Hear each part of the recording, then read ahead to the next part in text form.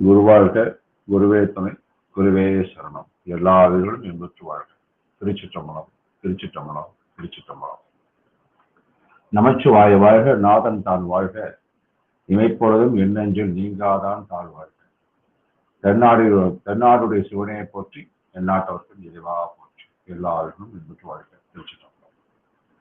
சாகா வரமும் தனித்த பேரறிவும் மா காதலில் சிவவல்லப சத்தியம் செயற்கிற மணந்த சித்தியும் இன்பமும் மயக்கருத்து அரும் தர வன்மையதாகி பூரண வடிவாய் பொங்கி மேல் ததும்பி ஆரண முடியுடன் ஆகம முடியும் கடந்து எனது அறிவாம் கணமேல் சபை நடம் திகழ்கின்ற மெய்ஞான ஆரம்பதே சச்சிதானந்த தனி முதல் அமுதே மெய்ச்சிதாகாச விளைவுகள் அமுதே ஆனந்த அமுதே அருளொளி அமுதே தான் அந்தமிழா தத்துவ அமுதே நவநிலை தரும்போர் நல்ல தெல்லமுதே சிவநிலை தனிலே திரண்ட உள்ளமுதே பொய்படா கருணை புண்ணிய அமுதே கைபடா பெருந்தில் கடவுள் வானமுதே அகம் புறம் அகப்புறம் ஆகிய புறப்புறம் முகுந்த நான்கடத்தும் மோகிய அமுதே பணிமுதல் நீக்கிய பரம்பர அமுதே தனிமுதலாகிய சிதம்பர அமுதே உலகளாம் கொள்ளினும் உழப்பிலா அமுதே அழகிலா பெருந்திரள் அற்புத அமுதே அனைத்து உயிர்களும் சிவ அமுதம் பெற்று சிவமாதல் வேண்டுவதன்றி வேறொன்றும் வேண்டேன் என் பரசிவ குருவே.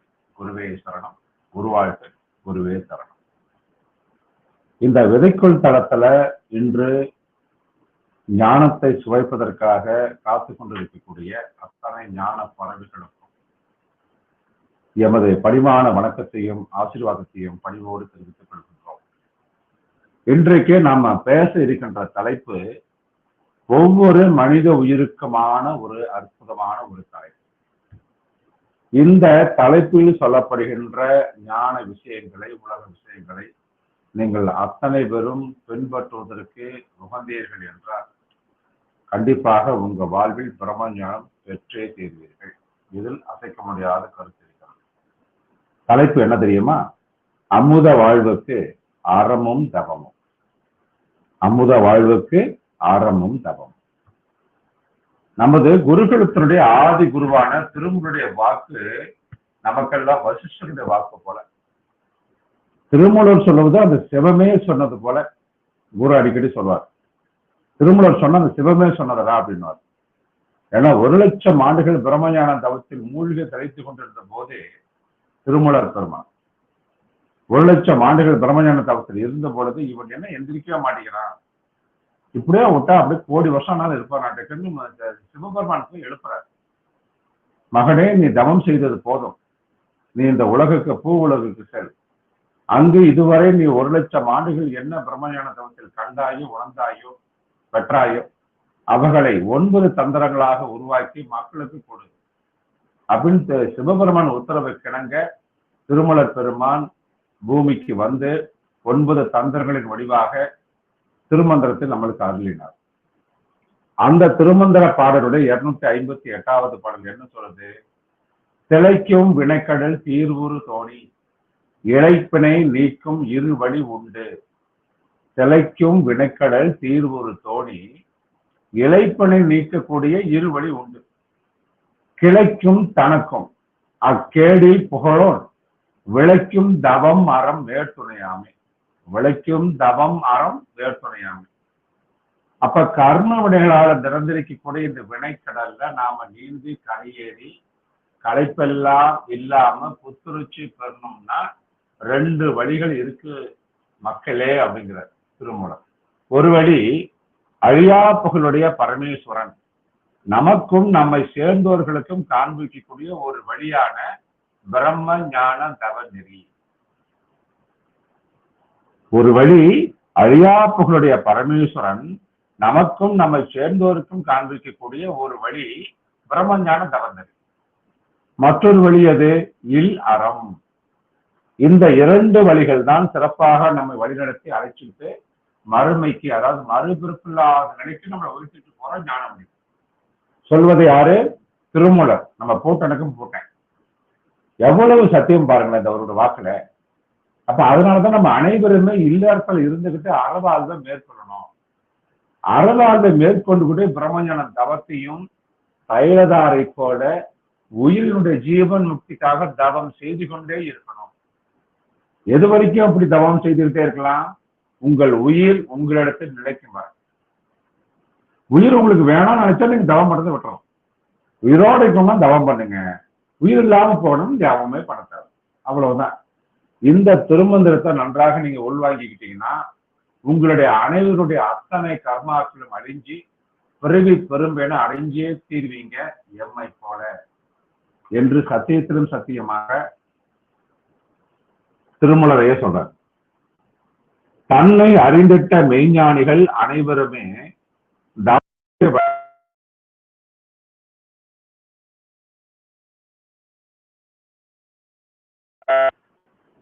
தவத்தின் வழியில தான் போயிருக்காங்க.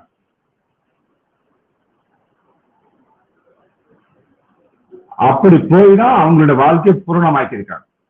அது எப்படின்னா, தான் தவம் செய்வதாம். திருமந்திரம் 257.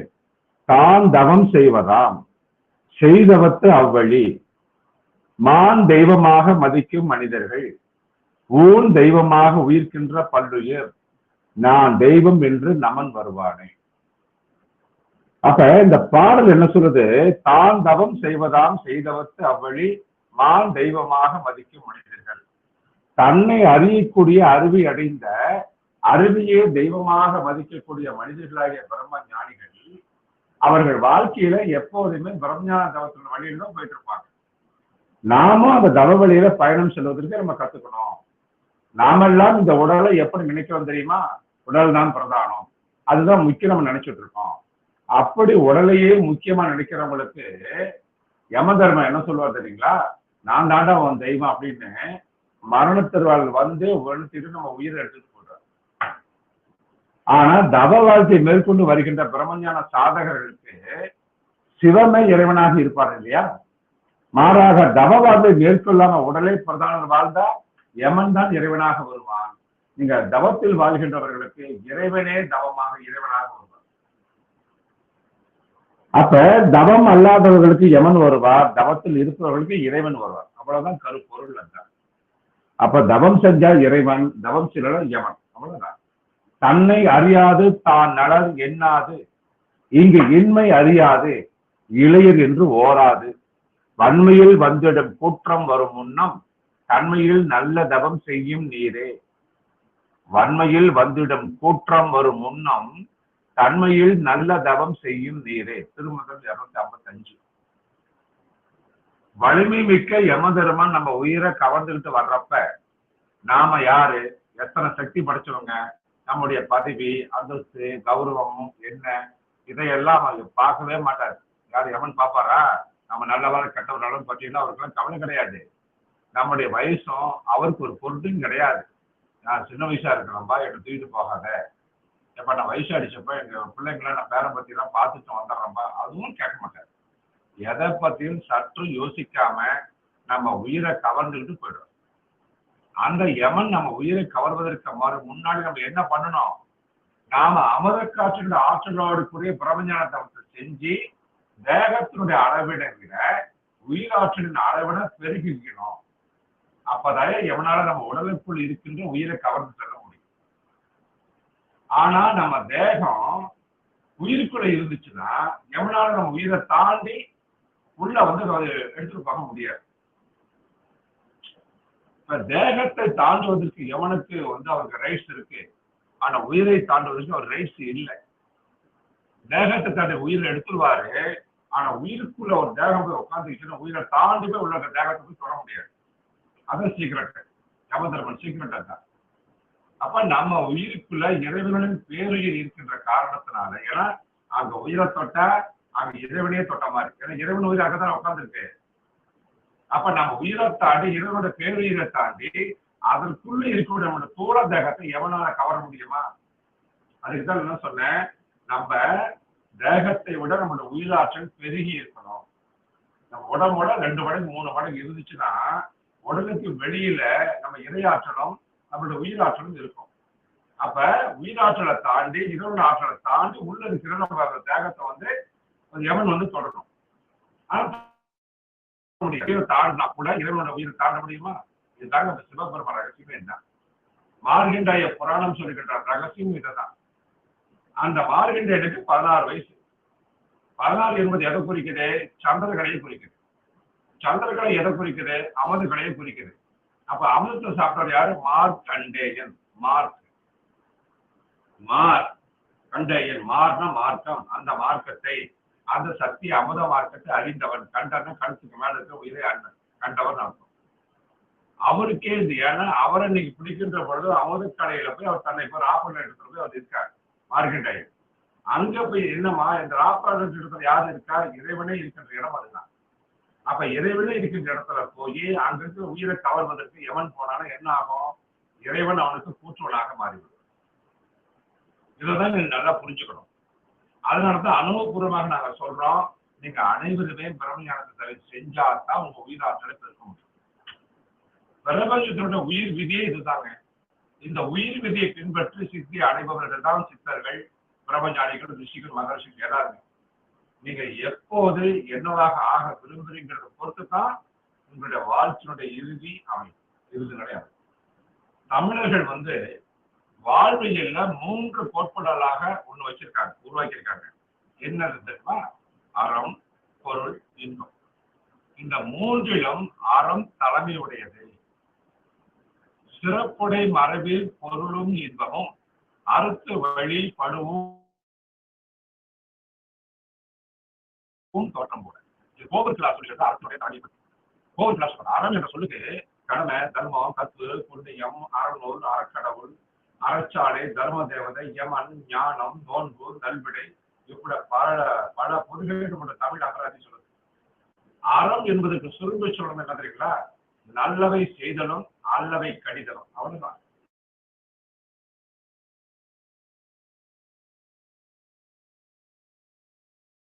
அறம் என்பது என்ன? நல்லவை செய்தலும் அல்லவை கடிதலும். இதுதான் அறம். துறைதோறும் நம்ம வாழ்க்கையில முழுசும் எல்லா இடத்துலையுமே அறத்தை தான் மையமாக கொண்டு வாழ்ந்தாங்க. அதனால்தான் அம்பைக்கா என்ன சொல்றாங்க ஆத்திச்சூடியில? அறம் செய்ய விரும்பு. முதல் வாக்கியம் என்ன? அறம் செய்ய விரும்பு. இதுதான் நம்மளோட பிரம்மஞான குருகுலத்தினுடைய கருப்பொருளாக இப்ப நம்ம வைத்திருக்கோம். அமுத வாழ்வுக்கு அறமும் தவமும். அப்ப இல்லறம், துறவரம், காதலறம், போதரம், அரசியலறம் என்று அறம் சார்ந்த நிறைய செயல்பாடுகள் நீக்க வர நம்ம தமிழர்கள் வாழ்வில் இருக்கு. வாழ்க்கையில கடைபிடிக்கின்ற அறங்கள் பல இருந்தாலும் பற்பல நற்பண்புகளை எல்லாம் அரசுடைய பன்முகங்களாகத்தான் நம்ம அவரை பார்க்க முடியும். சங்ககாலத்திலிருந்தே இன்னைக்கு வருகின்ற தமிழ் இலக்கியங்கள் அரசினுடைய பெருமைகளை நல்லா விளக்கி சொல்லிட்டு தான் இருக்கு. சின்ன வயசுல இருந்து நம்ம தொட்டில் குழந்தையா இருக்கிற வயசுல இருந்து இந்த அற வாழ்க்கை நம்மளுக்கு ஆரம்பிச்சுன்னு சொல்றாங்க. அவையார் என்ன சொல்றாங்க தெரியுங்களா? அறப்பண்புகளை பத்தி சொல்றப்ப கொடையும் தயையும் பிறவிப்படும் சொல்றாங்க. கொடையும் தயையும் பிறவிப்படம். இது அறப்பண்புகளுடைய மலர்கள் அப்படின்னு வந்து அவையம்மா சொல்றாங்க. பண்பு மிக்க செல்வர்களுடைய குழந்தை பிளவர் இப்ப நல்ல ஒரு அற்புதமான ஒரு அறத்தில் சார்ந்து வாழ்ந்து கொண்டு ஒரு செல்வம் இருக்காரு. அவர் வீட்டுல ஒரு கை குழந்தை இருக்கு. புலவர் போய் அவங்க அந்த அந்த குழந்தைகிட்ட போய் ஏதோ ஒன்று கேட்கிறாரு. அப்ப அந்த குழந்தைக்கு அது தெரியுது. ஏன்னா அது வாழையுடைய வழியே கொடையும் தையும் இருக்கின்ற ஒரு குடும்பம் தானே. உடனே அது ஒரு நடவடிக்கை தள்ளிட்டு போயிட்டு இருக்குது. உடனே என்ன பண்ணுறது? புலவர் கேட்டாதான் அந்த நடவடிக்கைக்கு கையில கொடுத்துருச்சு. இதை அப்படின்னு கொடுத்துச்சு. அப்போ உள்ளம் செலுத்தி போயிட்டார் அந்த புலவர். நடை கற்க முன் கொடை கற்றாய். எப்படி பாருங்க அந்த குழந்தையோட மனசு பாருங்களேன், கொடை எப்படி பாராட்டு பாருங்க. நடை கற்கும் முன் கொடை கற்றாய் அப்படின்னு பாடினார் அந்த இடத்துல. அப்ப பிறப்பு தொடங்கி வாழ்க்கையோட முடிவு வரைக்குமே மனித வாழ்க்கை அறத்தோடு இயங்குவதாகத்தான் இருக்கிறதாக நம்ம தமிழ் இலக்கியத்தினுடைய நுவல் பொருளாக சொல்லப்படும். அதுதான் கருப்பொருளாகவும் சொல்லப்படும். சங்ககாலம் தொடங்கி அவரவர் தன் கடமைகளை முறையாக ஆற்றுவதை அறமாக எண்ணி வாழ்ந்தார்கள் சங்க காலத்திலேயே. இது புலவர் பொன்முடியாருடைய அந்த புறம் என்ற பகுதியில 312வது பாடத்தை படிச்ச தெரியும். சங்ககாலம் படையறத்துல வீடூர நின்ற பெருமைக்குரியதுன்னு சொல்றாங்க. பாரி, பேகன், ஆய், அதியன், ஓரி, காரி, நல்லி, இது கடையெழு வள்ளல்கள் இல்லையா? இவங்க ஒருத்தர் புகழ்ல விஞ்சிக்கிற அளவுக்கு கொடையில சிறந்தவர்களாக வாழ்ந்தாங்க. இதற்கு மேல கொடுப்பதற்கு என்ன இருக்கு? அரியணை இருந்த அரசன் எல்லாம் திறந்துட்டு காற்று கிடந்த நலிந்த நிலையிலும் கூட இறந்து வந்த புலவனுக்கு தலையை கொடுக்க முன் வந்த குமணனுடைய செயலை கொடையரசனுடைய உச்சமாக சொல்றான். அப்ப குமணன் என்ற எப்படி அந்த வள்ளல யாரை கேட்டாங்கன்னா அரசாட்சியே கொடுத்துட்டு போயிட்டான். இந்த சிம்மாசனம் நாட்டை நீ ஆண்டுக்கு சொல்லி காட்டுல போயிட்டாரு. அது காட்டுல ரொம்ப சாப்பாட்டுக்கு வழியில ரொம்ப கஷ்டப்பட்டுட்டு வாழ்ந்துட்டு இருக்காரு. அங்க ஒரு புலவர் குமணன் அங்க இருக்கான்னு கேள்விப்பட்டுட்டு அவர்கிட்ட பார்த்து பண்ண ஏதாவது கொடுப்பாரு, நம்ம குடும்பத்துக்கு சாப்பாடு கிடைக்கும், துணிமணி கிடைக்கும், நாங்க போய் கேட்கிறாரு. காட்டுல என்ன இருக்குது? புலவா, நீ கேட்பதற்கு என்னுடைய எதுவும் இல்லை, இதோ என் தலைதான் இருக்கிறது, இதை எடுத்துக்கொண்டு சொல்றாரு. இதுதான் கொடையரசு உச்சம் சொல்றாரு. புறம் 165வது பாடல். இப்ப உயிரிழக்கம் என்ற பண்புதாயா அறத்துடைய மையக்கரு. உயிர் இறக்கம் என்ற பண்புதான் அறத்துடைய மையக்கரு. பகித்தவர்களுக்கு எல்லாம் உணவு வழங்கிய அறம் சிறுபடி 12 தொடங்கி வள்ளலார் வரைக்கும் வரலாற்றுல நிறைய இருக்குன்னு பார்க்கலாம். அறம் உயிருக்கு துணையாவது அப்படின்னு திருக்குறளை சொல்லுது 31ல. ஒளிய காண்போம். அறம் என்பது நினைவு, சொல், செயல் என்ன 3ஆனும் செய்யப்படுவது என்றாலுமே மனமே அதன் நினைவே அறத்து மிக இன்றியமையாத தளம் சொல்றாங்க. அறத்துக்கு இன்றியமையாத தளம் எது? மனம்தான். அந்த மனம் எப்படி இருக்கணும்? மனத்துக்கண் மாசில நாதல் அனைத்து அரண் ஆகுல நேரத்துல. அப்ப அந்த மனசு எப்படி இருக்கணும்னா குற்றமே இல்லாத இருக்கணும். எந்த மனதில் குற்றங்கள் இல்லையோ, கபடுகள் இல்லையோ, பொய், பொறாமை, மோகம், மதம், ஆச்சரியங்கள் இல்லையோ, அதுதான் சிறந்த அறம் வாய்ந்த மனம் என்று சொல்வது யாரு? திருவள்ளுவர் பெருமான். அடுத்த ஒரு பாடல்ல குறள்ல அழுக்காறு அவா வெகுளி இன்னா சொல் 4ம் இழுக்காய் என்றது அறம் சொல்ற. இது ரொம்ப ரொம்ப முக்கியமான ஒரு விஷயம். அழுக்காருன்னா பொறாமை, அவான விருப்பம், பேராசை, வெகுளினா எதுவும் அறியாத தன்மை, இன்னா சொல் தவறான பேச்சு பேசாத நிலைமை. அப்ப இல்வாழ்க்கையினுடைய முதுகெலும்பாக அமைந்த அறம் துறவரம் செய்வார்கள், தம் மரம் தன் கர்மம் செய்வார்கள் சொல்றாங்க. அப்ப இந்த அழுக்காறு இருக்கக்கூடாது, குற்றமுள்ள மனம் இருக்கக்கூடாது, பேராசை இருக்கக்கூடாது, கோபம் கூடாது, மற்றவர்களுக்கு கடுஞ்சல் சொல்லக்கூடாது, இனிமையான சொல்களை தான் பேசணும். இதெல்லாம் பாத்தீங்கன்னா 4 இழுக்காய் என்றதாங்க. இதெல்லாம் இழுத்து கொடுக்காத அறங்களாக இருக்கு. அப்ப இளங்கோவடிகள் கூட அரசியல் அறம் மாதிரி பேசுறாரு. செல்லுயிர் கொடுத்தேனும் செங்கோலை வளையாது நிமிர்த்துவது அரசியல் அறம் அப்படின்றார். செல்லுயிர் கொடுத்தேனும் செங்கோலை வளையாது நிமிர்த்துவது அரசியல் அமலாக. மணிமேகலையில பசித்துயர் போக்குவதை தலையாய் அறன்னு சொல்றாங்க. மணிமேகலை யாரெல்லாம் படிச்சு பொறுபடியோட வராங்களோ அவங்களோட பசியை போக்குவதுதான் தலையாய் அறன்னு அந்த அம்மா பொண்ணு சொல்லு, மாதவியனுடைய பொண்ணு மணிமேகலை சொல்லு. அப்ப மணிமேகலையும் ஆப்புத்திரனும் மக்கள் பசி துரைத்த சமயநேரி காலத்திலேயே திருக்கோயில் பணி செய்வதையும், விருந்தோம்பலையும், ஆதரவற்றோரை பேணுவதையும், கருணை கூர்ந்து அனைவருக்கு வேண்டுமென கொடுப்பதையும் அறமாக அன்றைய காலத்தில் போற்றப்பட்டது. பெரிய புராணம் காட்டுகின்ற இளையான்குடி மாறனார் வரலாறு கூட இதுக்கு ஒரு சிறந்த எடுத்துக்காட்டுதான். அப்ப இடைக்காலத்திலையும் பிற்காலத்திலையும் அனைவருக்குமே உணவு வளங்கள் பேரறமாக விளங்கியது. சமணரும் கிறிஸ்துவரும் கல்வி புகட்டுதலுமாகிய அரசியல் கூட அவங்க அரசியல் கவனத்தை முழுமையா செலுத்தினாங்க. மாணவர்களுக்கு சுவடிகளை கொடுத்தது சமண அறமாக இருந்தது. அன்ன சத்திரம் 1000 வைத்தல் என்று தொடங்கிய மகாகவி பாரதியார் ஆங்கோர் ஏழைக்கு எழுத்தறிவித்தல் என்ற பின்னாடி பிற்காலத்தில் தடையாய அறமாக கல்வியை கொண்டாந்து வச்சார். யாரும் கல்வி கற்கிற நிலையை தமிழருக்கு வேண்டுவது என்றார் பாவேந்தர். இன்றியமையா பேரறமாக இன்று ஏழைக்கு அறிவூட்டல் நிகழ்ந்துட்டே இருக்கு.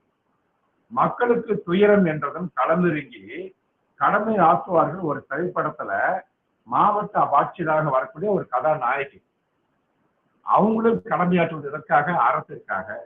ஒரு தேர்தல் நேரம் ஒவ்வொரு வாக்காளரும் வாக்களிக்கணும் என்கிறது உரிமை மட்டுமல்ல, கடமையும் கூட. யார் மக்களுக்கு கடமை ஆற்றுவார்களோ அவர்களுக்கு தான் வாக்களிக்கணும். அதுதான் தேர்தல் அறம். அறம் தவறில் நாம் மனிதர்கள் அல்ல, மரம். அறம் என்ற சொல்லானது அறுத்தல் என்ற விளைச்சொல்லினை அடிப்படையாக கொண்ட ஒரு சொல். அறத்தை எப்படி பிரிக்கலாம் தெரியுங்களா? அரு கூட்டல் அம், அறம். அரு அம், அறம். எவற்றை அறுக்கணும்? அதுதான் விஷயம். எதை அறுக்குன்னு சொல்றாங்க பாருங்க. அழுக்காறு, பொறாமையை அறுக்கணும். அவா, பேராசை அறுக்கணும். வெகுளி, சினம், கோபத்தை அறுக்கணும். இன்னா சொல், கடுஞ்சொல் பேசுறது நாளையும் அறுத்தா அதுக்கு பேர் அறங்க. பொறாமை கூடாது, பேராசை கூடாது, சினம் கூடாது, இன்னாச்சொல் கூடாது. இந்த நான்கும் இல்லாம இருந்தா அதுக்கு பேர் தான் அறம். அப்ப இன்னொரு இடத்துல வள்ளுவர் என்ன சொல்றாரு? ஏற்கனவே சொன்ன பாடல் தான், மனத்தக்கன் மாசுநாதன் அனைத்திறன் ஆகுல நீரப்பார். இப்ப மணிமேகலை கூட இந்த அறத்துக்கு விளக்கம் சொல்றாங்க ஒரு இடத்துல. அறம் எனப்படுவது யாதென கேட்பின் மறவாது இருக்கேள், மண்ணுயிர்க்கெல்லாம் உண்டியும் உடையும் உறையுளும் இல்லது கண்டது.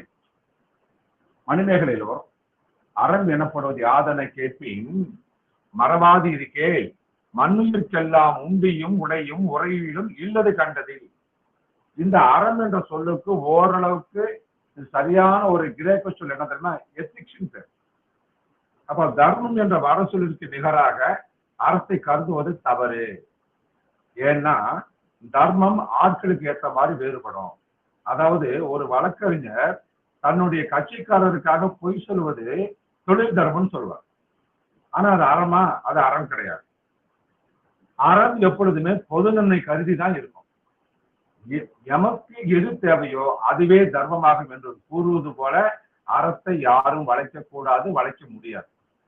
அப்படி வளைச்சா அதுக்கு பேர் அறம் கிடையாது. அதனாலதான் மனு ஸ்ருதி என மனு தர்மம், மனு நீதி என்ன சொன்னாங்க. அவைத்தாய் என்ன சொன்னாங்க? அறம் செய்க அப்படித்தானே ஆத்திச்சூடியில சொல்றாங்க. அறம் செய்ய விரும்பு, அதுதான் அர்த்தம். அப்ப நாம் செய்கின்ற அறத்தை முழு விருப்பத்தோடு நம்ம செய்யணும். அதுதாங்க அறம். விருப்பம் இல்லாம செய்யற செயல்கள் எல்லாம் அறம் கிடையாது. ஏதோ சொன்னாரு, குரு சொல்லிட்டாரு, பக்கத்துல சொல்லிட்டாங்க, ஏதோ கடமை செய்யறோம்னு செஞ்சு அதுக்கு பேர் அறம் கிடையாதுங்க. அறம் செய்கை என்பது செயல் சார்ந்தது, அறம் செய்ய விரும்பு என்பது மனம் சார்ந்தது. ரெண்டுக்கு வித்தியாசமா. இங்க அறம் என்றால் பொருள் மட்டுமல்லங்க, சொல்லாலும் செயலாலும் மனத்தாலும் உதவுவதுதான் அறம். இங்க அறம் என்பது பணக்காரர்களுக்கு மட்டுமே ஆகக்கூடியது என்பது கிடையாது. ஏழைகளும் அவர்களால் முடிஞ்ச வரைக்கும் சொல்லாலையும் செயலாலையும் மனதாலும் இயன்ற அளவுக்கு அறத்தனை அவர்களால் செய்யலாம். என்ன பணம் இருக்கிறவா ஒரு 100 பேத்துக்கு 1000 பேத்துக்கு சோறு போடுவான். ஏழை என்ன பண்ணுவான்? ஒருத்தருக்காவது சோறு போடட்டும். ஒருத்தருக்கையாவது கோபப்படாம பேராசி இல்லாம கடுஞ்சொல் பேசாம இருக்கட்டும். அதுவே அறம் தானே. அப்படி அவன் வாழலாமே. செய்வதை விரும்பி அவன் செய்யணும். ஏழையாக இருந்தா கூட அறத்தை பின்பற்றுகின்ற பொழுது அவன் அந்த அறத்தை விரும்பி செய்யணும். அவ்வளவுதான். அப்பதான் மீண்டும் மீண்டும் செய்வதற்கு அவனுக்கு மனம் விரும்பும். அறம் அதனால தொடர்ந்துகிட்டே இருக்கும். இதன் காரணமாகத்தான் அறம் செய்ய விரும்புன்னு சொல்லி அவைதை வலியுறுத்துறாங்க. இப்ப திருக்குறள் சொல்லுகின்ற அறக்கருத்து என்ன தெரியுமா? திருக்குறள் எல்லா காலத்திலையும் மனித வாழ்வுக்கு ஏற்ற மாதிரி அறக்கருத்துக்களை 2 வரியில பதிவு செஞ்சிருக்கிற ஒரு உயரிய நூல். வள்ளுவர் அறத்துப்பால இல்லறம், துறவரம் என்ற பகுதிகளாக பிரிச்சு இல்லறத்துக்கு முதன்மை கொடுத்து இரு வகையார்களுக்கும் தனித்தனியாக பொதுவாகவும் அறங்களை சொல்றார்.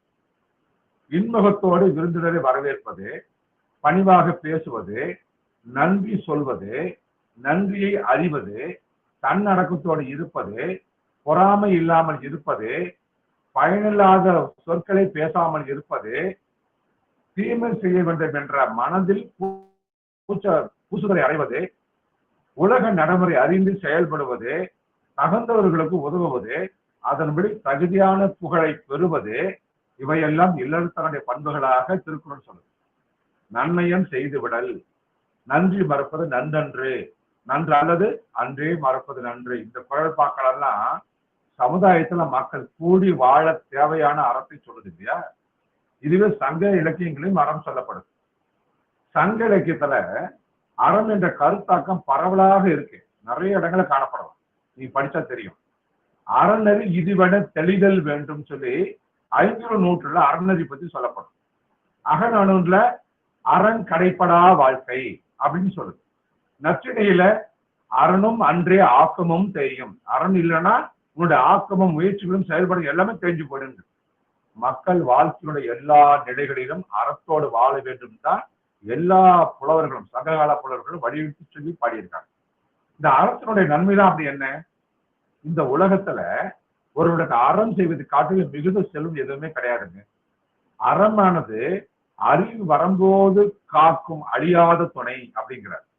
அறம் மனிதனுடைய ஆயுள் காலத்தை கூட்டிக்கிட்டே போகும். அறத்தினை பின்பற்றினால் மதிப்பும் செல்வம் வளர்ந்துகிட்டே இருக்கும். நல் வழியில செல்வதற்கு அது துணையாக நிற்கும். அறத்தினால் வாழ்வுக்கு நன்மையே விளையும். மனிதனுடைய வளர்ச்சிக்கு பயனை தரக்கூடிய ஒழுக்கம் மிக மிக பயனுடையதாக இந்த அறம் நிற்கும்.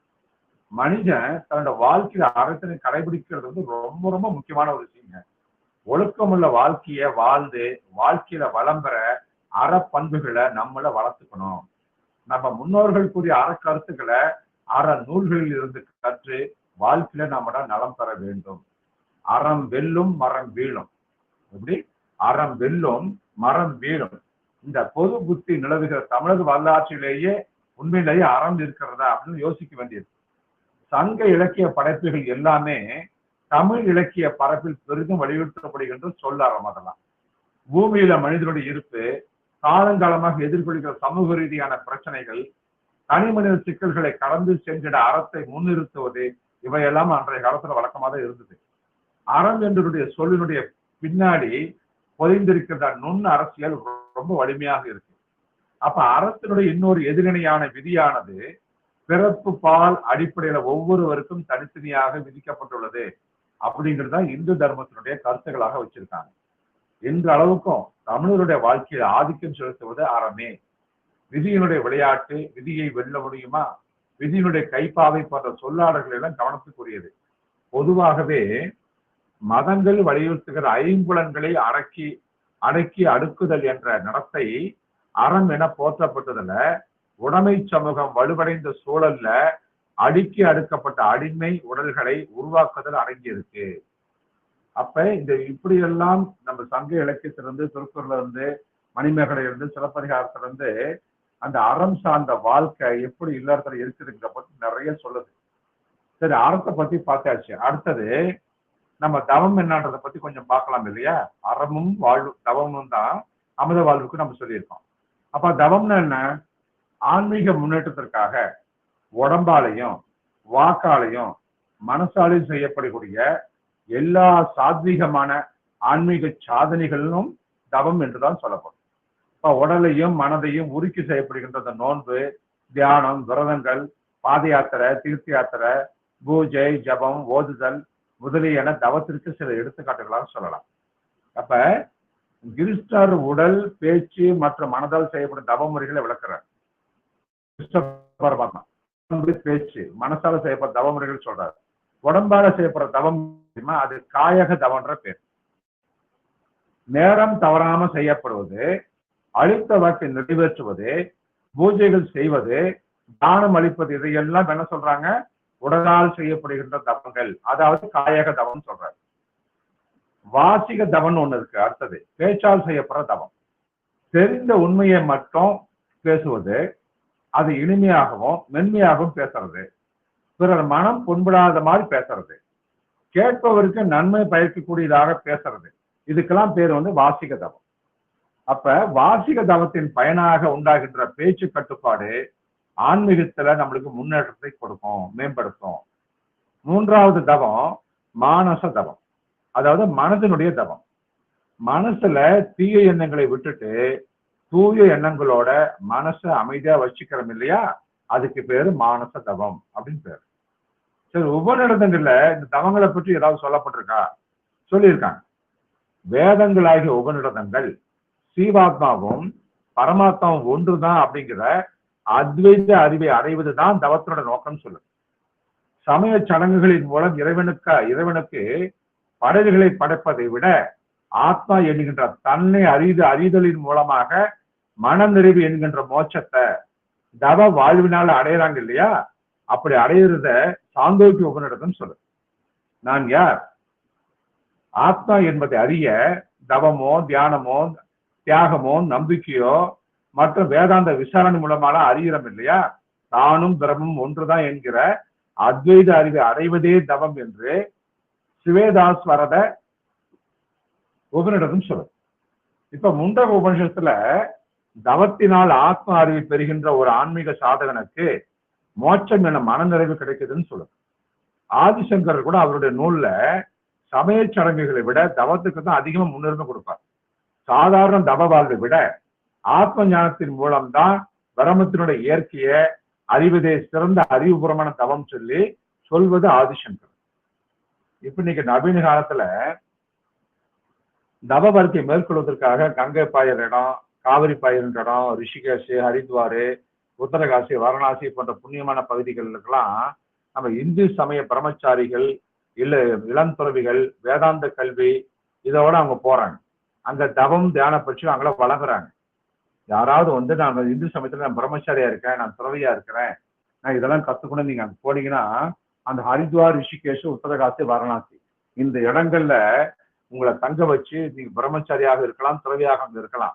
அங்க வேதாந்த கல்வியை கத்துக் கொடுத்து தவம் எப்படி பண்றது, தியானம் எப்படி பண்றதுலாம் சொல்லி கொடுக்குறாங்க. ஆனாலும் அங்கெல்லாம் பரிபூரணமான பிரம்மஞான தவங்களை ஞான நூல்களுடைய ஆதாரமாக ஒளிவேகம் பெற்ற பிரம்மஞானோட வாழ்க்கையை எடுத்து சொல்ல அந்த வேதாந்த கல்விகளை மறந்து போயிடுச்சுங்க. அதுதான் இன்று நம்ம வாழ்க்கை சூழலாக மாறி இருக்கு. நம்ம இந்த அளவுக்கு அறியாமல் இருக்கிற காரணம் என்ன? பிரம்மஞான தவம் சம்பந்தமான அந்த தவ முறைகள் கற்றுக் கொடுக்கப்படல. அப்ப இந்த நிலைமை மாத்திரம் தான் ஆதி தமிழ் சித்தர்கள் அருளாசினாலையும் அனுக்கிரகத்தினாலையும் ஆசீர்வாதத்தாலும் அவர்களோட உத்தரவின்படி நம்ம குருகுலத்துல அந்த பிரம்மஞான பொற்சபை குருகுலத்துல அந்த பிரம்மஞான வித்தியை ஆரம்பிச்சு வருகின்ற மாணவர்களுக்கு முறைப்படியான குருகுல கல்வியை பாரம்பரியமா நம்ம கற்றுக் கொடுத்துட்டு வரோம். அதன் மூலமாக நீ கத்துக்கிற அந்த பிரம்மஞான வித்தை உங்களுக்கு பரிபூர்ணமான தவசத்தை ஆற்றலை உங்க உயிருக்கு கொடுக்கறத நீங்க பார்க்கலாம். இப்ப இந்த கலியுலகத்துல இந்த பிரம்மஞான தவங்கள் நம்மளுக்கு முக்கியமான ஒரு ஞானமே. இந்த உலகத்துல மறைக்கப்பட்ட பிரம்ம சத்தியத்தை முதல்ல என் குருநாதரோட ஆசீர்வாதத்தோட அனுமதியோட உங்களுக்கு நான் கற்றுக் கொடுத்துட்டு இருக்கேன்.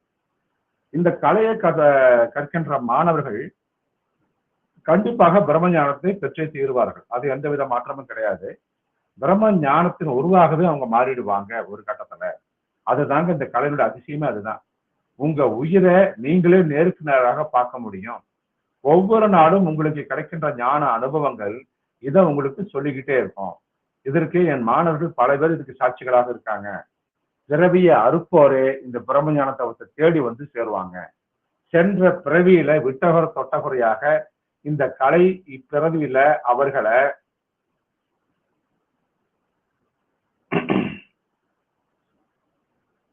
அவர்களுக்கு சேரும். இந்த கலையை பெற்றோர்கள் பெரும் புண்ணியமும் தவமும் செஞ்சிருக்கணும். மற்றவங்களுக்கு இந்த கலை கண்ணில் கூட தென்படாதுங்க. சும்மா வருமோ ஞானம், சும்மா கிடைக்குமோ தவம். அப்ப பிரம்மஞான தவத்தை இத போல உங்களுடைய பிறப்பினுடைய கர்ம பதிவுகளையும் வினைப்பதிவுகளையும் பிராரப்த சஞ்சித கர்மங்களையும் சுட்டறுக்கக்கூடிய ஒரு ஞான யோக கல்வி இந்த உலகத்திலேயே நம்ம ஆதி தமிழ் சித்தர்களுடைய தவிர வேற யார்கிட்டையும் கிடையாது. ஒவ்வொரு யோகமாகட்டும் ஞானமாகட்டும் பல்வேறு செய்திகளை, அனுபவங்களை, ஞானங்களை நமக்கு சொல்லிக்கிட்டே இருக்கு. உங்களுடைய உயிரான பிரம்மத்துக்கு போய் அங்க போய் நம்ம தைச்சு நிக்கணும்.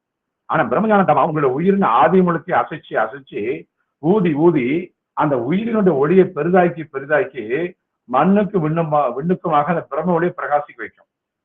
இதுதாங்க இந்த கலையினுடைய ஸ்பெஷாலிட்டி. அதுதான் இந்த பிரம்மஞான வித்தை உங்க உயிரை தூண்டி சுயம் பிரகாசமாக சுடர்விட்டு பிரகாசிக்க வச்சிடும். உயிரை தூண்டும் போதே உங்களுடைய ஒளி ஆற்றலும் தூண்டப்படுறத தசவித நாதங்களாக உங்க காதுகளினாலே உங்களால கேட்க முடியும். உங்க உயிரினுடைய ஒளிய அந்த ஒளி பிரகாசத்தை உங்கள் ஊனக்கண் கொண்டே உங்களால பார்க்க முடியும். இங்க மறைப்பு எதுவும் கிடையாது. சத்தியத்தை நேருக்கு நேரா நீங்க சந்திப்பீங்க.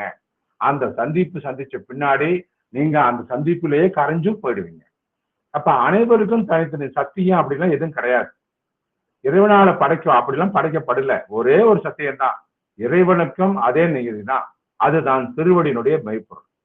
உங்க வாழ்க்கையினுடைய மெய்மைய, உண்மைய, சத்தியத்தை சொல்கின்ற ஒரே வித்தை, ஒரே கலை இந்த பிரம்மஞான வித்தை மட்டும்தான். இந்த பிரம்மஞான வித்தை உங்களை உங்க உயிரோடு சேர்த்து வைக்கிறதுக்கு தான் பார்க்கும். உங்களை உங்க ஆன்மாவிற்குள் அடையாளம் காட்டி வைக்க தான் பார்க்கும். உங்களை இறை ஆன்மாவோடு கலப்பிக்க வைக்க தான் பார்க்கும். உங்களை உங்களோட உயிரின் ஒளியோடு பிரகாசி வைக்க தான் பார்க்கும். உங்களை அங்க நடனமாடி கொண்டிருக்கின்ற தில்லை கூத்தனோடு நடமாட வைக்க தான் பார்க்கும். நடனத்திற்கு தாளமிட வைக்கக்கூடிய ஒளி சந்தங்களோடு உங்களை ஒளிப்பிக்க வைக்க தாங்க பார்க்கும். அங்கே தெரிகின்ற அக்னி குஞ்சோடு கலந்து தன் வெப்பமாக நீங்க சுடர்ந்து பிரகாசமாக இருப்பீங்க. இதெல்லாம் நடக்கும்போது நீங்க யார் என்ற கேள்வி சூரியனை கண்ட பனி நிருபல கரைஞ்சு போய் அங்கே அந்த இடத்திலேயே ஞானமாக முளைவிட ஆரம்பிப்பீங்க. இந்த நிகழ்வுகள் எல்லாமே தொடர்கதையாக அரங்கேறி வர்றப்ப உங்க உயிருக்குள்ள குருவால விதைக்கப்பட்ட அந்த ஞான விதைகள் இருக்கு இல்லையா, அது ஒவ்வொரு ஞான இலைகளாக தொழில்விட்டு வளர்ந்து பூப்பூத்து காய் காய்ச்சி ஞான கனிகளாக திரண்டு நிற்கிறப்ப அங்கே நீங்க பிரம்மஞான சுடராக இறைவனுடைய ஆன்ம சிம்மாசனத்துல நீங்க வீட்டி இருப்பீங்க. இது ரொம்ப ரொம்ப முக்கியம். அப்ப பிரம்மஞான வித்யா உங்க மனசை வென்றெடுக்கின்ற ஒரு கலைகளோட தான் பேசும். அது உங்க உயிரோட தான் பேசும். உங்க ஆன்மாவோட தான் பேசும். உங்க உயிரின் ஒளியோடு கூடும். ஒளி கலைகளோடு இழைந்துடும். சுவாசிக்கின்ற காற்றோடு கரைஞ்சு போயிடும். உயர் காந்த பிராணனோடு ஒன்றிணைஞ்சு நிற்கும். சுழுமணி நாடியை தூண்டும். சித்திரை நாடியோடு சிங்காரிக்கும். பிரம்ம நாடியோடு பின்னி பிடிஞ்சிருக்கும். இந்த பிரம்ம நாடியை பிடிக்கிற வரைக்கும் உங்க பிரம்மஞானத்தினுடைய அந்த தவம் இருக்கு இல்லையா, அது உங்க வாழ்க்கையில் தொடர்ந்துகிட்டே தான் இருக்கும். அப்ப என்றைக்கு பிரம்ம நாடியை அடைவீங்களோ அன்றைக்கு உங்களுக்கு பிரம்ம ஞானம் சித்திக்கும். பிரம்ம நாடியை தூண்ட அந்த நாடி எங்கு இருக்குதுன்னு அடையாளம் காணவே பல கோடி ஆண்டுகள் தவம் செய்திருக்க வேண்டிய சூழல் மனித குலங்களுக்கு இருக்கு. சுழுமுனையை தொட்டு பார்க்காத மனசு எங்கேயா பிரம்மஞானியை போய் திண்ட முடியும்? ஆனா இங்க நம்ம சர்க்குனுடைய பரிபூரண ஆசீர்வாதத்தாலும் கருணையினாலும் உங்களுக்கு உங்க பிரம்மத்தை தொட்டு பார்த்து முகந்து ஆடி பாடி மகிழ்ந்து உறவு கொண்டாட இந்த பிரம்மஞான வித்தை ஒளிவு மறைவில்லாம உங்களுக்கு கற்றுத்தரும். சரி, இந்த பிரம்மஞான வித்தியில என்னதான் நடக்குது? நிறைய பேருக்கு புதுசா வந்த நிறைய பேருக்கு உங்களுக்கு சந்தேகம் இருக்கும். அது இங்க தெரிஞ்சுக்கலாம். பிரம்மஞான தவத்துல உங்க மெய்ப்பொருளுடைய ஊசிமுனை துவாரத்துல வழியே ஒளியாற்றல்கள் அமுத காற்றாடு உள்ள போகும் இல்லையா? அப்ப அந்த உள்ளுக்குள்ள இருக்க அந்த வெட்ட வழியில போய் நின்றுகிட்டு விண்ணில் இருக்கக்கூடிய ஆறான நெருப்பாற்றை அங்க கொண்டு வந்து சேர்ப்போம். இதுக்கு பேர் தான் விண்ணாறு நெருப்பாறுன்னு சொல்லுவாங்க. இந்த ஊசிமுனை துவாரம் இருக்கு இல்லையா, அந்த உள் பாதை இருக்கு இல்லையா, அது பேர் மயிர்பாலன்னு பேர். அது வழியே நெருப்பாறு பாஞ்சிட்டு வரும். அக்னி கலையில இருந்து ஒளி வெள்ளம் வரும். அந்த ஒளிதான் தன்னொளி. தன் கூட்டல் ஒளி தன்னொளி. தன்னா குளிர்ச்சின்னு அர்த்தம், குளிர்ச்சியான அர்த்தம். விண்ணில் பாய்ந்து வர சுடர் அதுதான் நெருப்பு. அது ஒரு சுகமான அக்னி, குளிர் புதிய தீ. அதுவே நம்மளுடைய சுயம் ஜோதி. சுயம் ஜோதினா என்ன? அது சுகமான குளிர்ச்சியான தீ ஜோதின்னு அர்த்தம். அப்படி நம்மளுடைய திருவடிகளுக்குள்ள இருக்கின்ற மெய்ப்பொருளின் வழியாக அந்த ஒளியாற்றல் ஊடுருவி நம்மளுடைய ஆத்மஸ்தானத்தை அடையிறப்ப அங்க பிரம்ம ஒளியானது மகிழ்ந்து மகிழ்ந்து ஊடாடி ஊடாடி நம் திருநடனத்தை அதிகப்படுத்திக்கிட்டே இருக்கோம். அப்ப பிரம்ம ஒளியினுடைய அசைவினால ஏற்படுகின்ற ஓராயுதல்ல நாதங்கள் நமக்குள்ள கேட்க ஆரம்பிக்கும். அந்த நாதங்கள் 10 விதமாக இருப்பதாக சித்தர்கள் சொல்லியிருக்காங்க. எப்படி? மணி, கடல், யானை, வார்குழல் மேகம், அணி, வண்டு, தும்பி, பலை, பேரிகை, யாழ், தனிந்தெழு நாதங்கள் தாமவை 10 பணிந்தவர்க்கு அல்லது பார்க்க ஒண்ணாது. ஒளியை கண்டு அதாவது நாதத்தை கேட்டு தனக்குள் பேரின்பம் கொள்வோரே வாழையாம் புவனேஸ்வரியுடைய தரிசனத்தை காண்பார்கள். இது எம்முடைய குருநாதர் மொழிந்தது. இது சத்தியத்திலும் சத்தியம், எமக்கு நிகழ்ந்த ஒரு சத்தியம். குருவால எமக்கு அருளப்பட்ட அருள் ஞான அனுபவம் இது. நித்தமும் இந்த பேரின்பத்தை நம்ம தெளிச்சுக்கிட்டே தான் இருக்கோம். குரு எமக்கு வழங்கிய அருள் கொடை வரம் கூட நான் சொல்லுவேன்.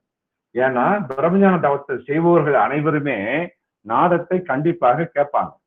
அந்த நாதம் கேட்கிறப்ப அந்த இடத்திலேயே, அதாவது கேட்கிற இடத்திலேயே நிலைச்சு நம்ம நங்கூரமோட நின்னுக்கணும்.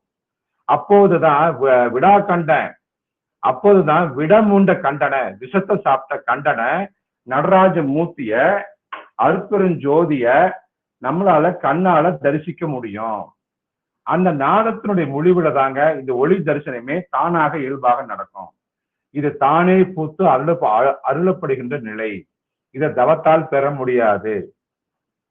தவத்தினுடைய மெய் விழிப்பை பொறுத்து இறையால் அருளப்படுகின்ற கொடை. இதெல்லாம் பிரம்மஞான வித்தையினுடைய அற்புதங்களும் ஒன்று. அநேக அற்புதங்களும் ஆச்சரியங்களும் மெய் விதிர்க்கும் ரகசிய சூட்சமங்களும் பிரம்மஞான வித்தையில அநேகம் இருக்கு. அப்ப ஒவ்வொன்றாக இந்த பிரம்மஞான தவத்தில் நீங்க அனுபவிச்சு மகிழ்ந்து போயிடுவீங்க. தமிழ் சொற்கள் கூட இந்த பரவச பேரின்ப மகிழ் நிலையின இப்படித்தான் இருக்குதுன்னு வரையறுத்து சொல்ல முடியல. அதுதாங்க பிரம்மஞான தவத்தினுடைய உச்சபட்ச ரகசியமே அதுதான்.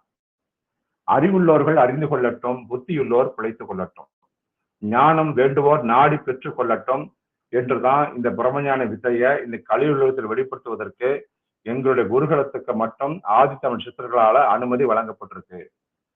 இதெல்லாம் நிறைய ஞானங்கள். இப்ப பட்டினத்தார் என்ன சொல்றாருன்னு பாருங்களேன்.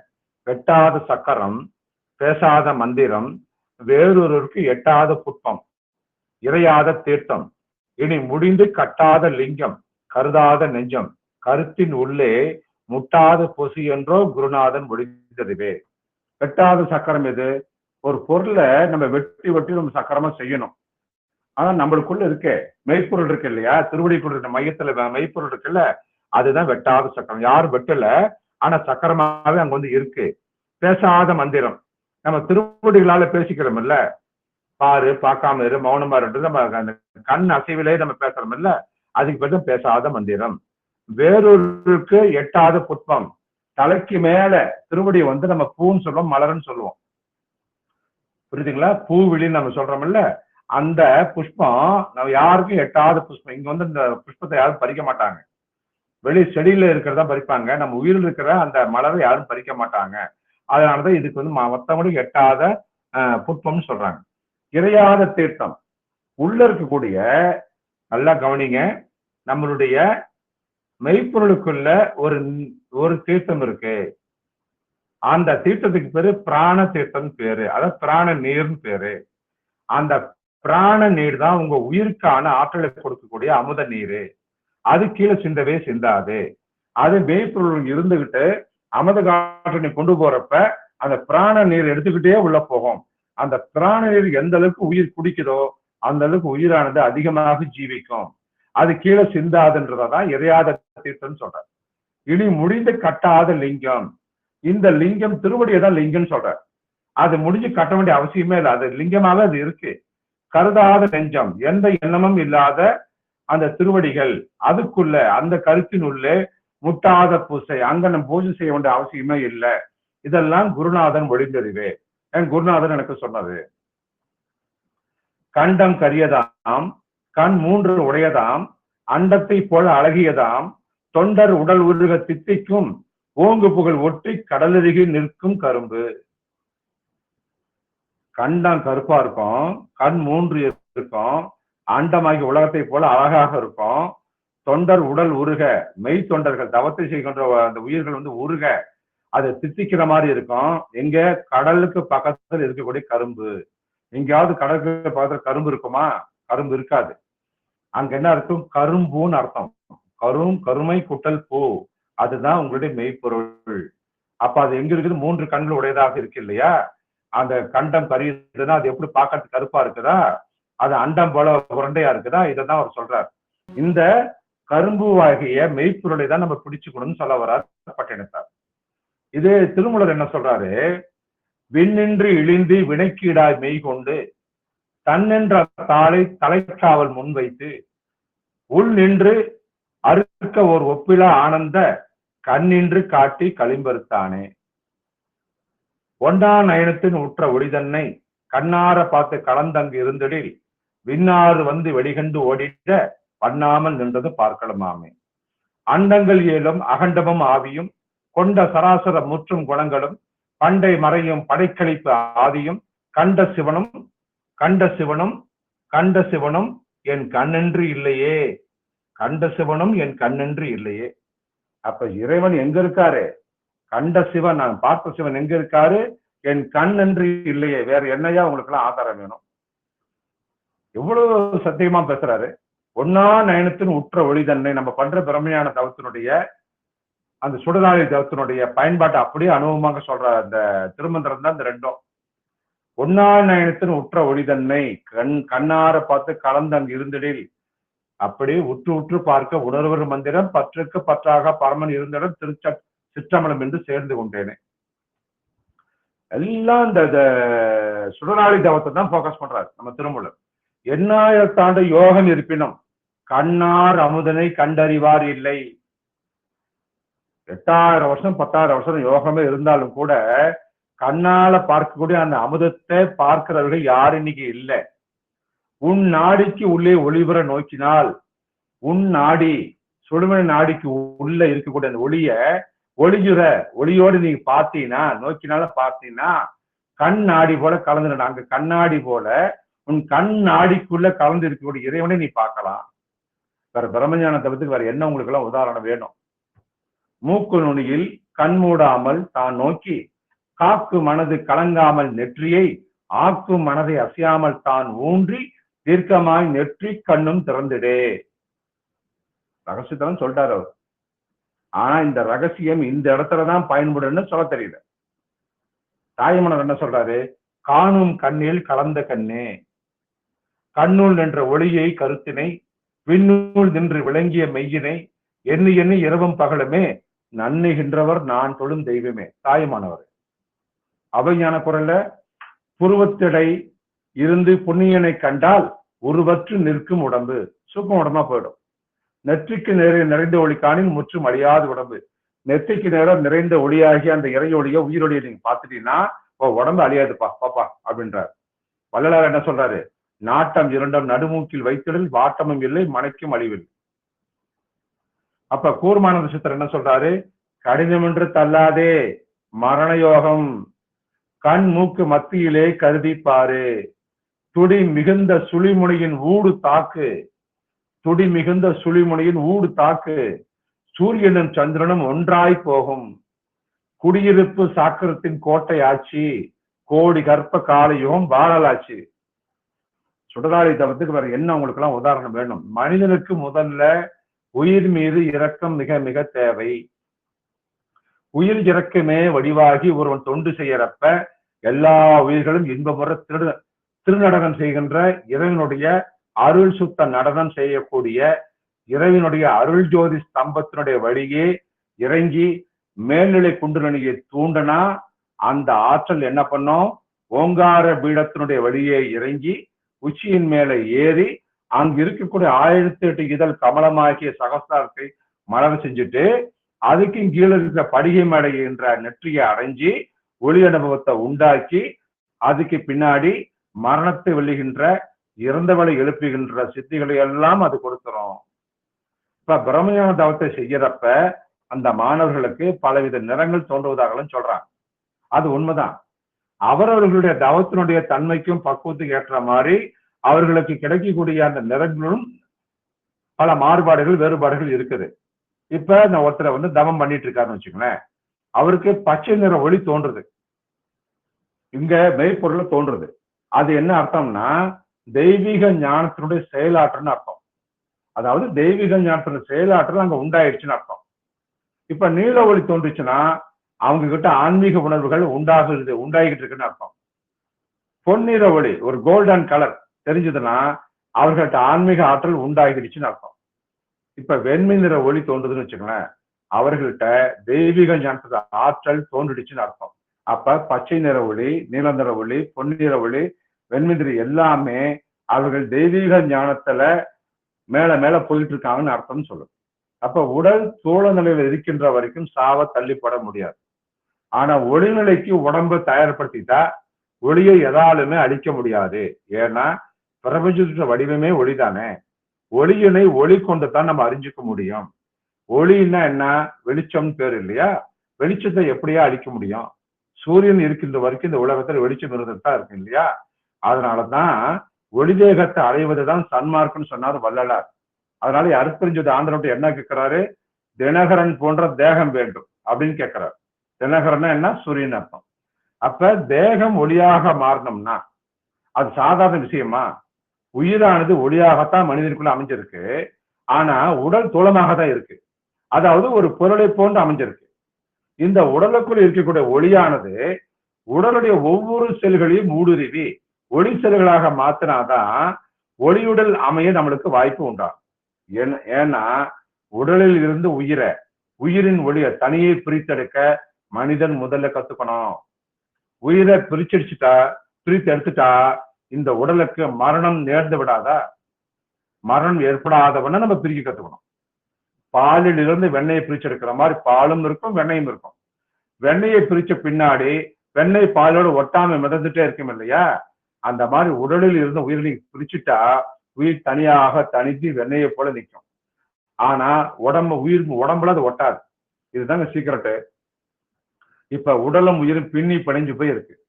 இப்ப இந்த பிரம்மஞானத்தை தவத்தை பண்ணி பண்ணி பண்ணி ஆற்றலை கொடுத்து கொடுத்து கொடுத்து கொடுத்து அதை நீங்க கடைஞ்சு அதுதான் சாலன தந்திரம் சொன்னோம்ல, அந்த கடைதல் தத்துவம். அதை கடைஞ்சு பண்ண பின்னாடிதான் உடம்பில் இருந்து இருக்கக்கூடிய அந்த உயிரை ஒரு வெண்ணையாக உங்களால பிரிச்செடுக்க முடியும். அதுக்கு பின்னாடி அந்த உயிராக வெண்ணெயை நீங்க தவக்கணனால உருக்கலாம். வெண்ணெய் உருக்கினா அது உடலுக்குள்ளேயே எங்காவது ஒரு இடத்துல வலிஞ்சு ஓடும் இல்லையா? அந்த இடம் தாங்க நம்மளுடைய தொண்டை பகுதி. வெண்ணெய் உருகி, அதாவது அமுதம் உருகின்ற இடம் உயிர் இருக்கும் இடமான நம்மளுடைய பீனியல் சுரப்பி. பீனியல் இருக்கிற இடம் தான் உயிர் வாசம் செய்கின்ற இடம். அப்ப அற்றார் பிறவி அவர் இரு கண்களை வைத்தார் புருவத்து இடையே நோக்கி ஒத்தே இருக்க உலகெல்லாம் தெரியும் எத்தாலும் சாவில்லை இறையவாமே.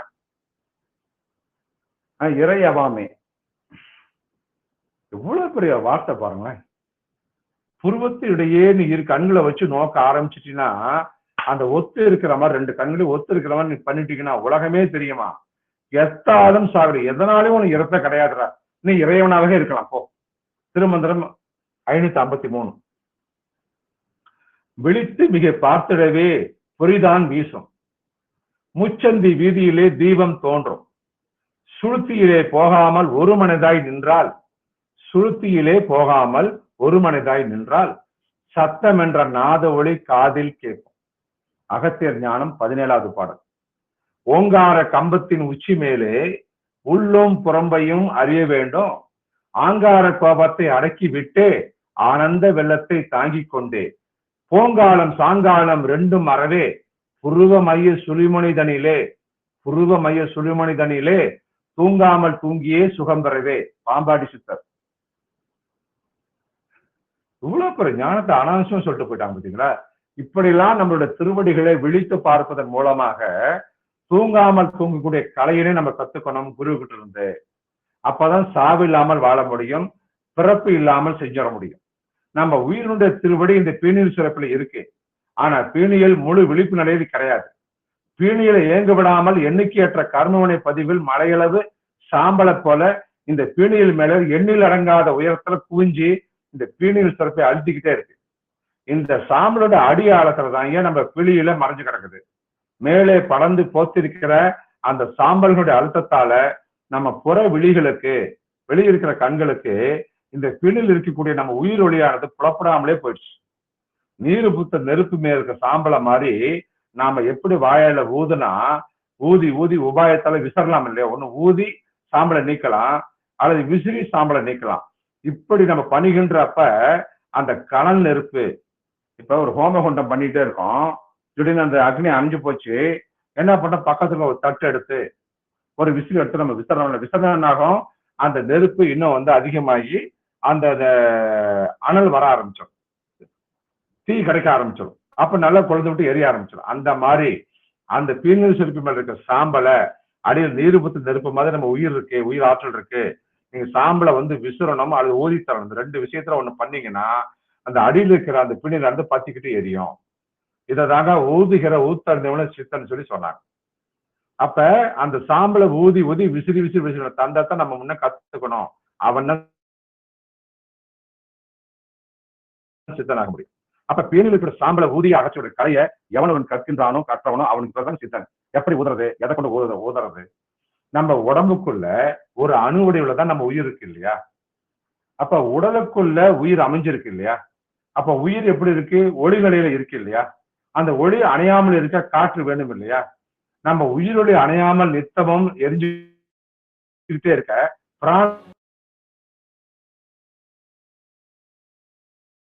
காற்று முக்கியம். ஆக உயிரொலிக்கு பிராணம் ரொம்ப அவசியம். இந்த பிராணனை மண்டை உடன நடுப்புல அமைஞ்சிருக்கின்ற உயிரொலிக்கு எப்படி அனுப்பி வைக்கிறது தான் கேள்வி. கொஞ்சம் கொஞ்சமாக கொல்லம்பட்டறையில உள்ள அந்த ஊதுவலையை போல பிராணனை தொண்டை வழியை இழுத்து இழுத்து அண்ணாத்துக்கு மேல உள்ள பிரம்மணத்துல அடிச்சு அடிச்சு ஊதி ஊதி அனுப்பிக்கிட்டே இருக்கணும். அப்படி பண்ணுனா இது கிரியாயோகமும் வாசியோகமும் நல்லா பண்ணுது சொல்றாங்க. ஆனா கிரியாயோகத்துல வாசியோகத்துல கூட பிராணனே பிரதானம். ஆனா பிரம்மஞான தவத்துல ஒளிதான் பிரதானம். பிராணனுடைய ஆற்றலை விட ஒளிநுள்ள ஆற்றல் அதிகம். ஏன்னா பிராணன்ல ஒளி இருக்காது, ஆனா ஒளியில் பிராணன் கண்டிப்பாக இருக்கும். காற்று பிராணம் சொல்றேன். அப்ப ஒளியே ஒளி கண்டு தான் தோன்ற முடியும். அறிவியலும் இதைதான் சொல்லுது. அப்ப நம்ம 2 திருவடிகள் இருக்கின்ற ஒளிக்கதிர்களை கொண்டு பீனியில இருக்கிற உயிரொலியை தூண்டிட்டு நம்ம எரிய வைக்கணும். அவ்வளவுதான் நீங்க செய்ய வேண்டிய விஷயமே. அந்த ஒளிக்கதிர்களை பீனியலுக்கு அனுப்புறப்பயே அமுத பிராண காத்தையும் சேர்த்து அனுப்பி வச்சா பீனியல் சுரப்பு இன்னும் அதிகமாக சுடர் விட்டு பிரகாசிக்க ஆரம்பிச்சிடும். அப்ப அந்த உயிரொலி அணு வடிவத்திலிருந்து சிறிது சிறிதாக பெருசாகிக்கிட்டே வரும். அப்ப பிரபஞ்ச நடந்துகிட்டே இருக்கணும். அப்ப பிராணக்கிரியா அந்த யோக முதிர்ச்சி அடைஞ்சுக்கிட்டே வரணும். அப்ப பிராணக்கிரியாவும் பிரம்மஞான தவமும் காற்றையும் ஒளியையும் போல தேகத்துல இணைபெரியாத அஸ்வினி குமாரர்கள் போல இருக்கும். அப்ப பிராணக்கிரியா யோகத்தை தவத்தை செய்யறப்ப நம்ம உடம்பானது அமுத காற்றை உற்பத்தி செஞ்சுக்கிட்டே வரும். அப்ப பிரம்மஞான கிரியா செஞ்சுட்டு வர்றப்ப அந்த தவத்தை செய்யறப்ப நம்மளோட ஒளியினுடைய ஆற்றல் வீச்சுகள் ஒவ்வொரு நாளும் பெருசாகிக்கிட்டே வரும். அப்ப அந்த அமுத காத்தால உயிரினுடைய வடிவம் நாளுக்கு நாள் பெருகிக்கிட்டே போகும். ஒரு கட்டத்துல நம்ம உடலுடைய என்சான் அளவினை விட பெரிதாகி போய் உயிருடைய ஆற்றலானது உடம்பையே மூடிடும். பின் உடம்புக்கு வெளியே உயிருடைய ஆற்றல் பரவ ஆரம்பிக்கும். பாதாடி தூரம் வரைக்கும் அந்த உயிருடைய ஆற்றல் உடம்பை விட்டு படர்ந்து விரிஞ்சுக்கிட்டே இருக்கும். அப்ப நம்ம உடம்பானது உயிருக்குள்ள அடங்கி போயிருப்பதை பார்க்க முடியும். இந்த நிலையை அடைவதற்கு முன்ன நம்ம உயிரானது உடலுக்குள்ளதாங்க இருக்கும். இந்த நிலையை அடைஞ்சதுமே நம்ம உடம்பு நம்ம உயிருக்குள்ள போய் அடங்கி இருக்கிறத பார்க்கலாம். இப்படி நம்ம உயிராற்றலை வளர்ப்பதன் மூலமா வளர்த்தெடுக்கிறதுக்கு தான் நம்ம பிரம்மஞான தவத்தை சொல்லித்தரோம். இது உடம்பை வளர்க்கின்ற தவம் அல்ல, உங்கள் உயிரை வளர்க்கின்ற தவம். இது நல்லா உள்வாங்கிக்கணும். முதல்ல கிரியாயோகத்துல உள்ளிடிக்கப்படுகின்ற காற்று நேரடியா பிணியில் இருக்கின்ற இடத்துக்கு போய் சென்று தாக்கும். அப்ப கிரியா பிராணாயாமத்தை செய்யறப்ப நம்ம கவனம் முழுக்க கூடஸ்தாவனுடைய மையப்புள்ளியில தான் இருக்கணும். இது ஒவ்வொரு நம்ம தவத்திலும் சொல்லிட்டா வரோம்.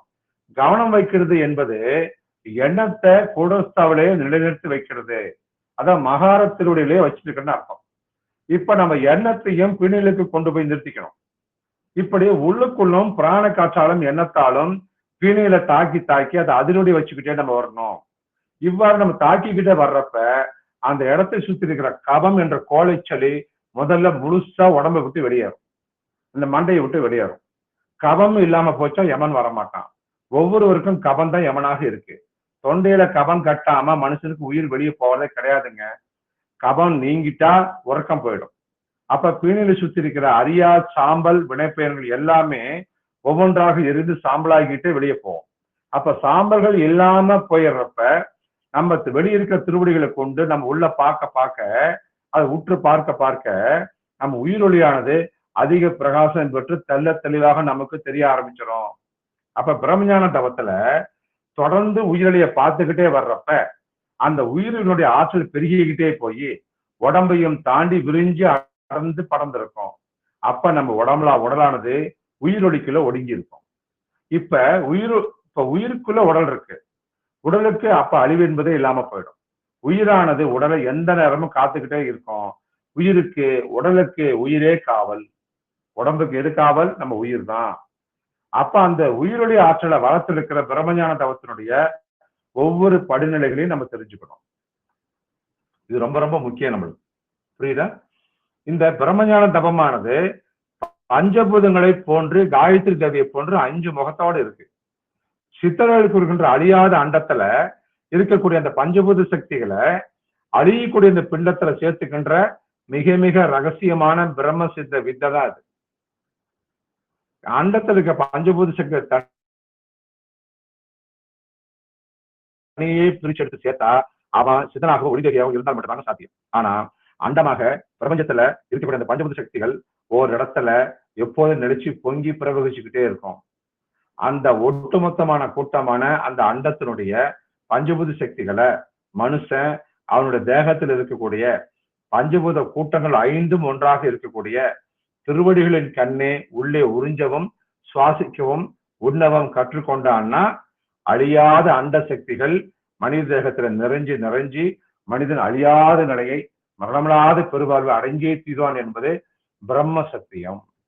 இந்த அற்புத கலையை தான் சிதறின் ஆட்சிகளாலும் எம் குருவின் அருள்கொடைகளாலும் உலக மக்களுக்காக இந்த பிரம்மஞான தமிழ்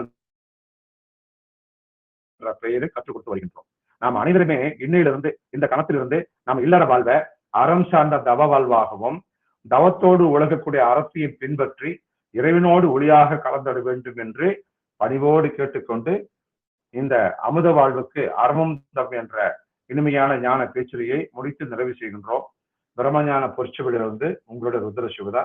எல்லா இன்புற்று வாழ்க. திருச்சிற்றம்பலம், திருச்சிற்றம்பலம், திருச்சிற்றம்பலம்.